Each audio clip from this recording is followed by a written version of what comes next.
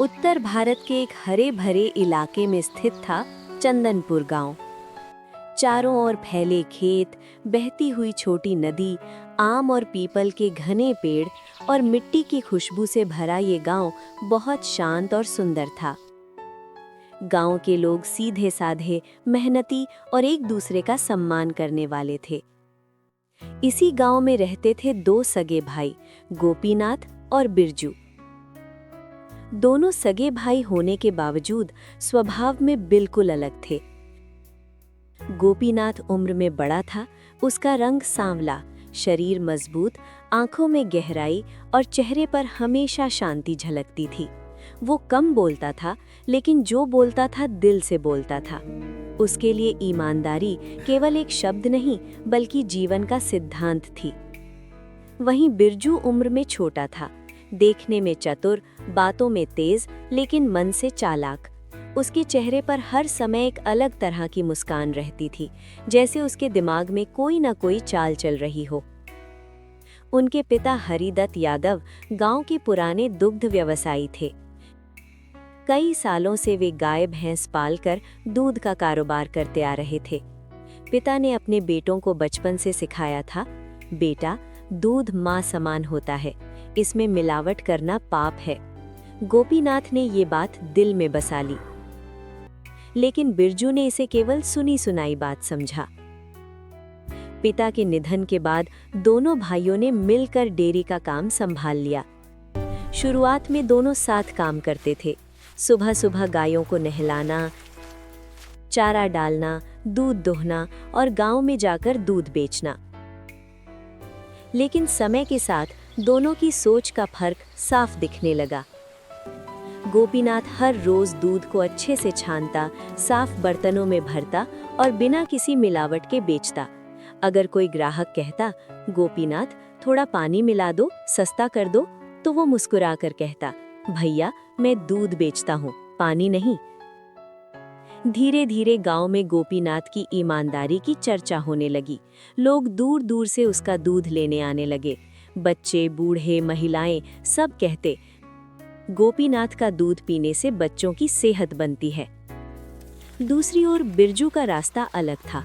वो सोचता, थोड़ा सा पानी मिला दूं तो क्या फर्क पड़ता है, फायदा तो बढ़ेगा। पहले उसने थोड़ा पानी मिलाया, फिर आदत बन गई। फिर कभी कभी सस्ता पाउडर, कभी उबला हुआ पानी। उसका दूध सस्ता जरूर था, लेकिन गुणवत्ता खराब। कुछ लोग शिकायत भी करते, पर बिरजू बड़ी चालाकी से बात घुमा देता। अरे भैया, गर्मी ज्यादा है इसलिए दूध पतला लग रहा होगा। बिरजू को ये बात अंदर ही अंदर खाए जा रही थी कि गांव में लोग गोपीनाथ की तारीफ करते हैं और उसे कोई खास महत्व नहीं देता। जब भी कोई गोपीनाथ की प्रशंसा करता, बिरजू के मन में जलन की आग भड़क उठती। एक दिन गांव के चौपाल पर कुछ लोग बैठे बातें कर रहे थे। एक बोला, भाई, आजकल अगर शुद्ध दूध चाहिए तो केवल गोपीनाथ के यहाँ से लेना चाहिए। दूसरा बोला, सही कहा, आदमी बहुत ईमानदार है। ये सुनकर पास खड़ा बिरजू अंदर ही अंदर उबल पड़ा। उसने मन ही मन कहा, बस बहुत हो गया, हर जगह गोपीनाथ गोपीनाथ, क्या मैं कुछ नहीं हूँ? उस दिन से बिरजू के मन में एक गहरी नफरत घर करने लगी। गोपीनाथ को इस बात का अंदाजा तक नहीं था कि उसका अपना भाई उसके खिलाफ कुछ सोच सकता है। गोपीनाथ अपने काम में व्यस्त रहता, सुबह जल्दी उठना, गौशाला की सफाई करना, गायों से बात करना जैसे वे उसके परिवार का हिस्सा हों। वो अक्सर गायों के सिर पर हाथ फेरते हुए कहता, तुम्हारे दूध से कई घरों का चूल्हा जलता है, बेटियों की सेहत बनती है। गांव के बच्चे उससे बहुत प्यार करते थे। जब स्कूल से लौटते तो कहते, चाचा गोपीनाथ, दूध देना। गोपीनाथ कभी किसी बच्चे को खाली हाथ नहीं लौटाता। धीरे धीरे उसका कारोबार बढ़ने लगा। आसपास के गांव से भी लोग आने लगे। ये देखकर बिरजू का दिल और जलने लगा। उसे लगने लगा कि गोपीनाथ उसकी जिंदगी से सब कुछ छीन रहा है। एक शाम बिरजू अकेले बैठा सोच रहा था, अगर किसी तरह गोपीनाथ का नाम खराब हो जाए तो लोग उसके पास जाना बंद कर देंगे और फिर सारा धंधा मेरे पास आ जाएगा। ये सोचते सोचते उसके चेहरे पर खतरनाक मुस्कान आ गई। उसने तय कर लिया कि वो कोई न कोई चाल जरूर चलेगा।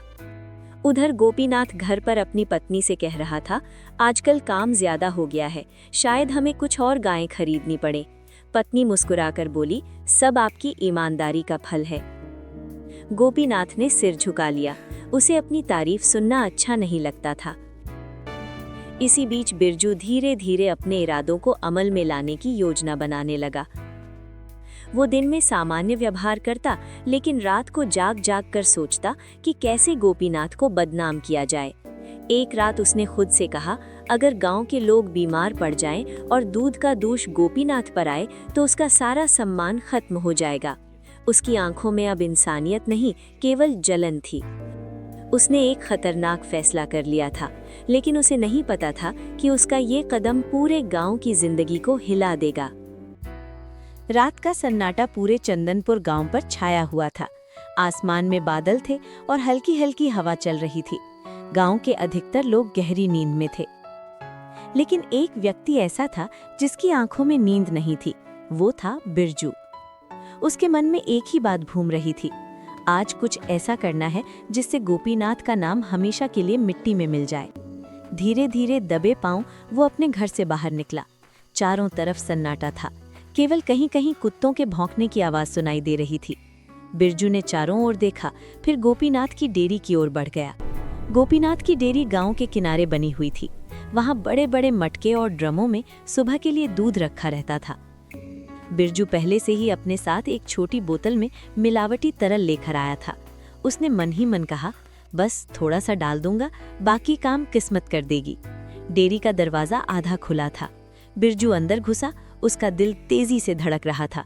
उसने सबसे बड़े दूध के ड्रम का ढक्कन खोला, थोड़ी देर रुका, फिर बोतल से सारा तरल उसमें उंडेल दिया।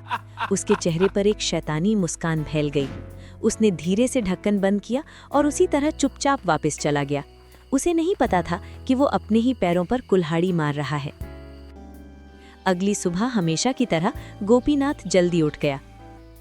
उसने स्नान किया, पूजा की और डेयरी की ओर चला गया। उसे बिल्कुल भी अंदाजा नहीं था कि उसके दूध के साथ क्या हो चुका है। उसने दूध को छाना, बर्तनों में भरा और गांव की गलियों में निकल पड़ा। गांव वाले खुशी खुशी दूध खरीद रहे थे। कुछ ही घंटों बाद गांव में अजीब घटनाएं होने लगी। सबसे पहले एक बच्चे को उल्टी हुई, फिर दूसरे बच्चे को पेट दर्द हुआ। धीरे धीरे कई घरों से बच्चों के रोने की आवाज आने लगी। माएं घबराकर एक दूसरे के घर दौड़ने लगी। गांव के वैद्य को बुलाया गया। उसने बच्चों को देखा और कहा, इन सब ने कुछ जहरीला खाया है। ये सुनते ही गांव में हड़कंप मच गया।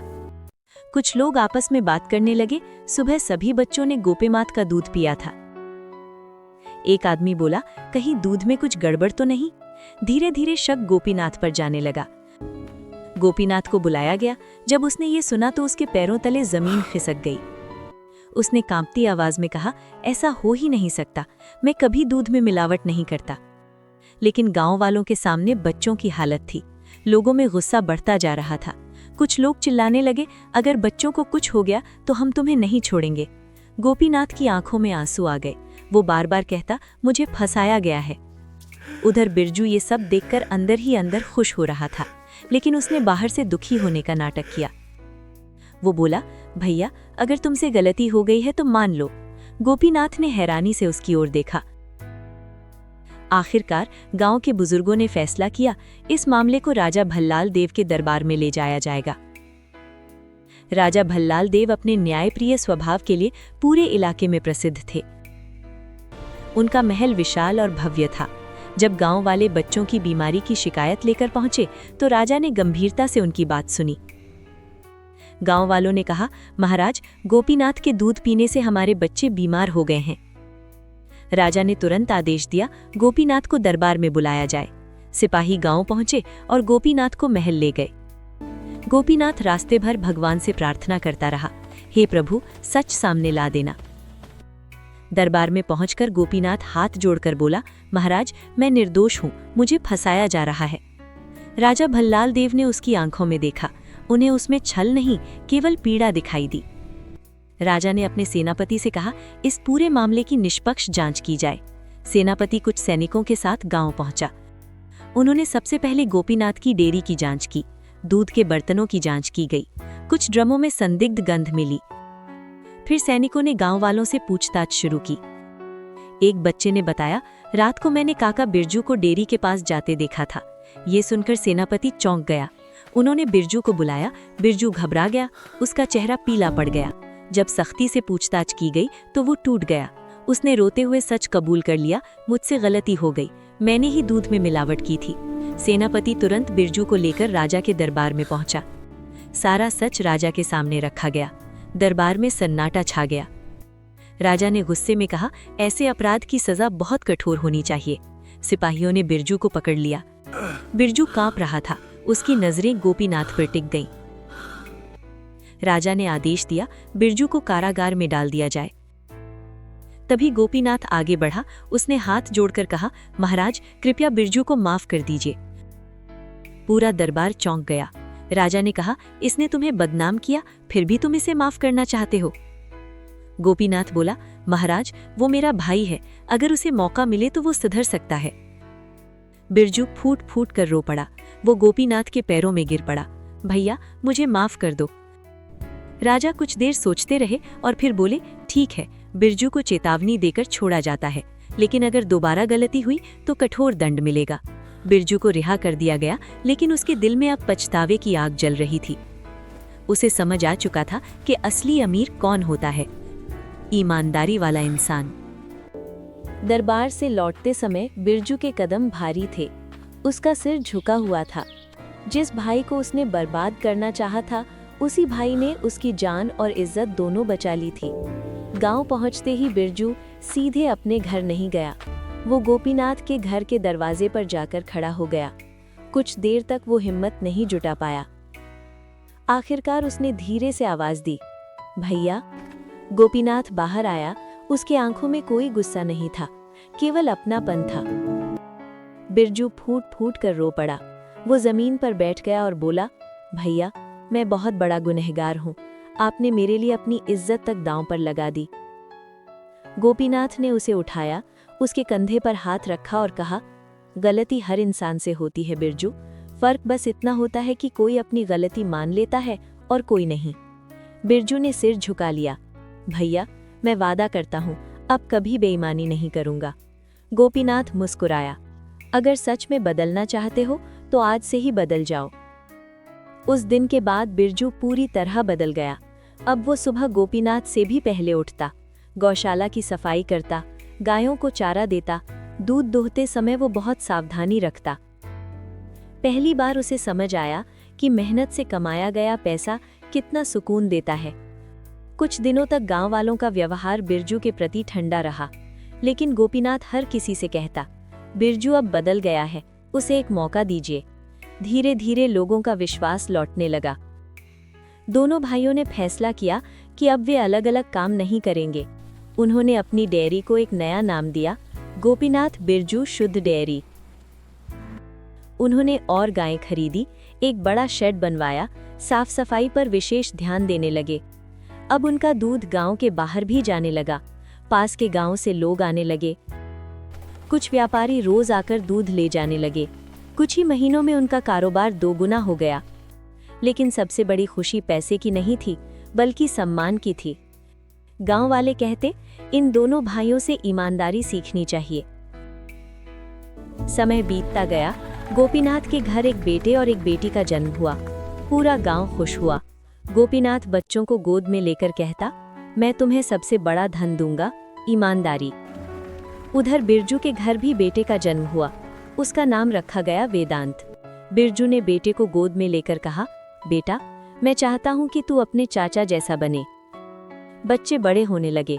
गोपीनाथ अपने बच्चों और वेदांत को साथ बैठाकर कहानियां सुनाता। वो अपनी जिंदगी की गलती और सीख भी बताता। देखो बच्चों, गलत रास्ता आसान लगता है, लेकिन उसका अंत बहुत बुरा होता है। बिरजू चुपचाप सुनता रहता। उसके चेहरे पर शर्म और संतोष दोनों होते। अब बिरजू गांव के किसी भी काम में सबसे आगे रहता। किसी गरीब को मदद चाहिए तो सबसे पहले वही पहुंचता। किसी के घर शादी हो तो दूध मुफ्त देता। गांव वाले अब कहते, बिरजू अब पहले जैसा नहीं रहा, ये सच में बदल गया है। एक दिन राजा भल्लाल देव का संदेश आया। राजा खुद चंदनपुर गांव आना चाहते थे। पूरा गांव सजाया गया।